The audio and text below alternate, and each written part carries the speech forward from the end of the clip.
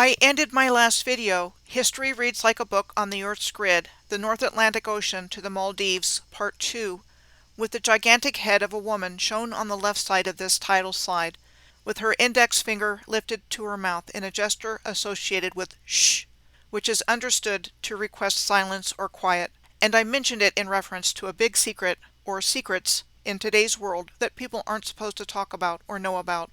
I knew about what is called the Shhh Statue because of research I've done on public art in the past, and so with the reminder of it from the subject matter which brought it to mind, I decided to go back and compile those examples of really creepy public art. Then I will end the video with my thoughts on what might actually be going on here and why we are subjected to it in the first place.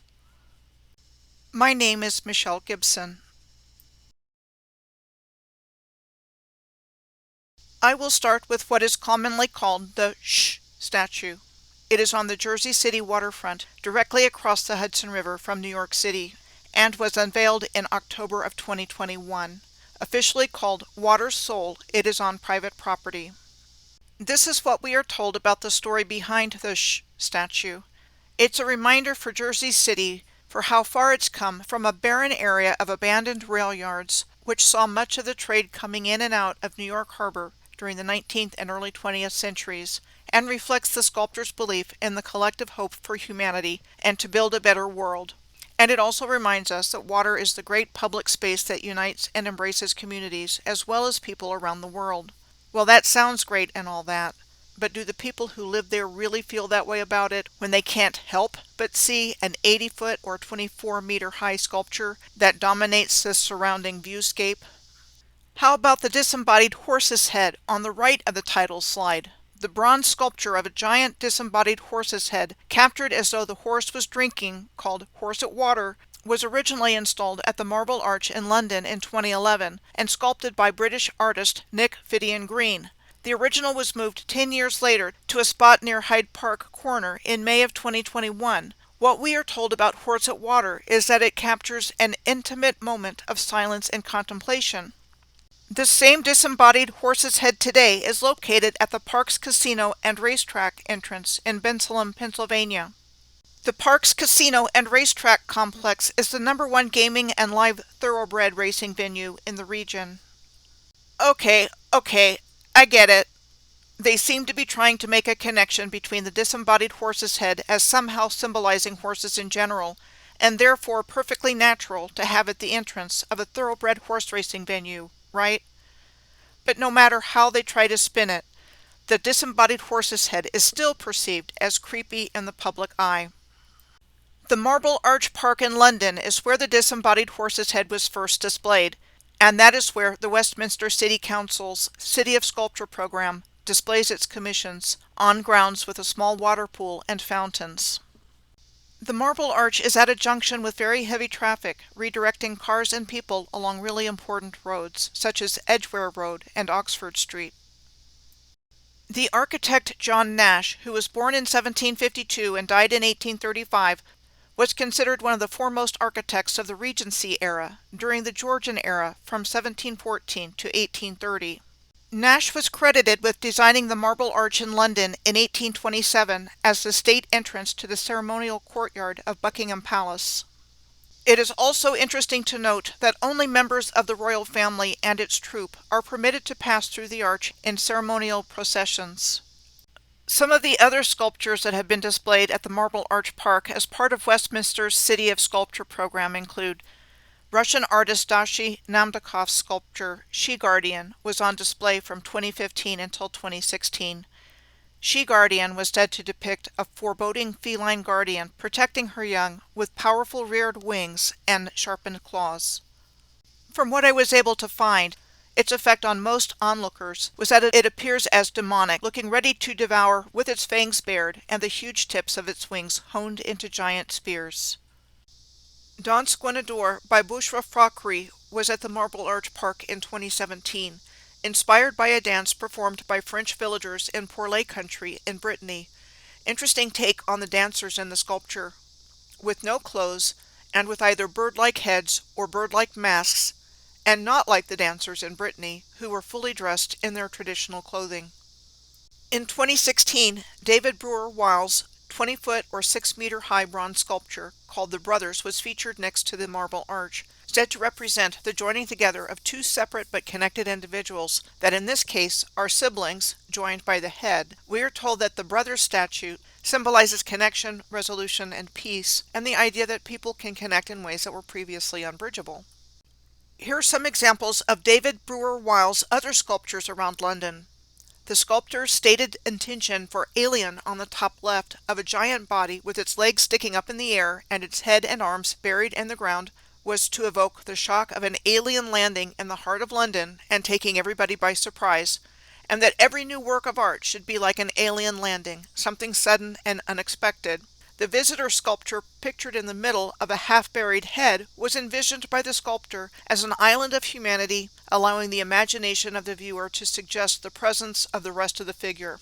And visitor 2 on the right of two massive upturned feet was the sculptor's intention to create an immediate and powerful sensory impact. It is interesting to note that in the Ottoman alley of the labyrinth under the Buda Castle in Budapest, the historical castle and palace complex of the Hungarian kings, there is a crowned head. To me, this giant head looks more like a petrified head with long-gone eyes that is covered up to the nose and ears by mud than an intentional work of art. Yet this crowned half-head beneath Buda Castle looks remarkably like the David Brewer-Wiles sculpture called The Visitor back in London. Another thing is that with what appears to be sculptures with giant stuck in or trapped in the ground in some way, shape, or form are all very reminiscent of Seward Johnson's Awakening sculptures, and the same sculpture is found in two places in the United States. It is a 72-foot or 22-meter long statue that consists of 5 aluminum pieces buried in the ground in such a way that it gives the impression of a distressed giant attempting to free himself from the ground, with his mouth in mid-scream as he struggles to emerge from the earth. There's an identical sculpture in Chesterfield, Missouri. What Seward Johnson had to say about the awakening was that the sculpture has a place in the universal subconscious, that he woke up, he's coming to, and God only knows what this means. It's his awakening. It's also yours. There might be something bigger than you happening that you've got to wake up to. There was even a duplicate of the awakening that made a limited appearance at the Grounds for Sculpture for a Seward Johnson retrospective a couple of years ago. Seward Johnson was the grandson of Robert Wood Johnson. Robert Wood Johnson had joined in partnership with his two brothers, James Wood Johnson and Edward Mead Johnson, in founding Johnson & Johnson in New Brunswick, New Jersey in 1886, becoming a major manufacturer of sterile surgical supplies, household products, and medical guides. Seward Johnson was best known for designing life-size bronze statues that were castings of people that were engaged in day-to-day activities, and he was the founder of the Grounds for Sculpture in 1992 in Hamilton, New Jersey, constructed on the location of the former Trenton Speedway, which was at the former New Jersey State Fairgrounds, both of which were closed at the same time in 1980. Seward Johnson also has sculptures on display in Las Vegas, Nevada, including one called Water Power on the left and another called Match Point on the right. I have some questions about how he actually got his life-size bronze statues to look so lifelike. Next, I'm going to bring your attention to a couple of things about the Crystal Bridges Museum of American Art in Bentonville, Arkansas, which was founded by Walmart heiress Alice Walton and first opened to the public in November of 2011. Firstly, the museum's buildings have an unusual appearance. One could even say they look like bugs from above. As a matter of fact, it is not at all hard to find bug images that resemble the architecture of the Crystal Bridges Museum. Secondly, the Crystal Bridges Museum is one of many permanent locations around the world for a massive spider sculpture.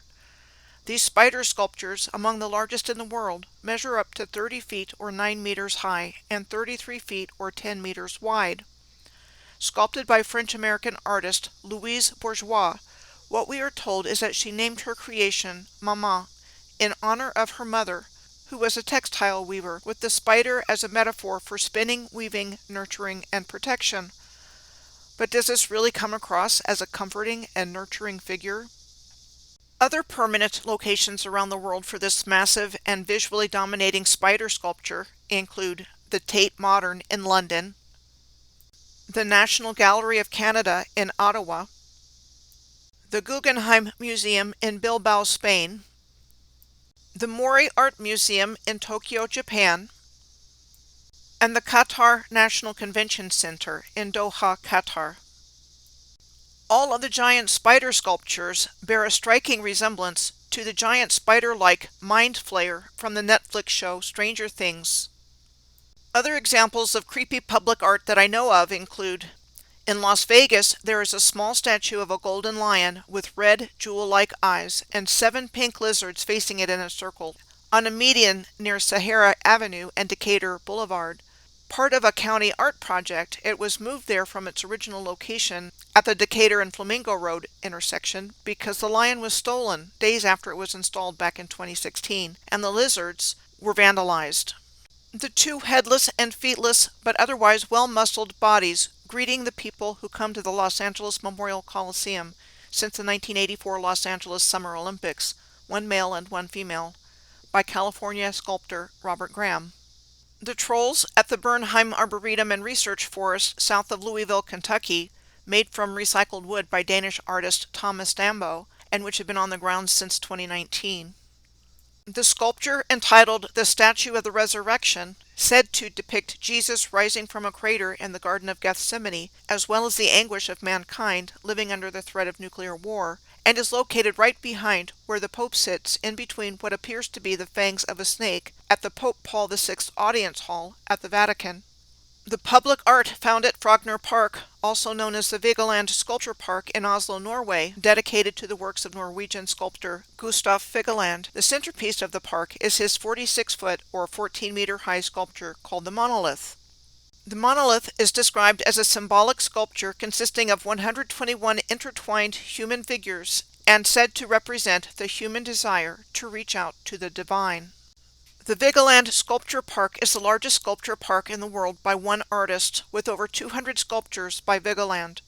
There are 36 sculptural groups situated immediately around the monolith.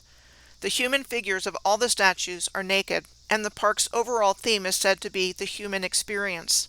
These are just a few examples of these sculptures found in a public setting. There are many more here, and they are all extremely disturbing. Like these 2 naked men, and whatever they are doing with small children. All I had to do to find this place, which I had heard about in the past, was search for creepy statue in Oslo, Norway. In Bern, Switzerland, there is a statue called the Child Eater. There are many stories surrounding it as to the meaning of it. One is that it represents the Greek god Cronus, or the Roman god Saturn, eating his children to thwart a prophecy that he would be overthrown by one of his sons. Another is that it represents fairy tales like Hansel and Gretel, and was built to either frighten disobedient children or keep them away from a dangerous deep ditch in the area. It is described as part of one of the oldest fountains in Bern, with a construction date of 1546, of a giant eating one baby, with more babies depicted on and around the giant.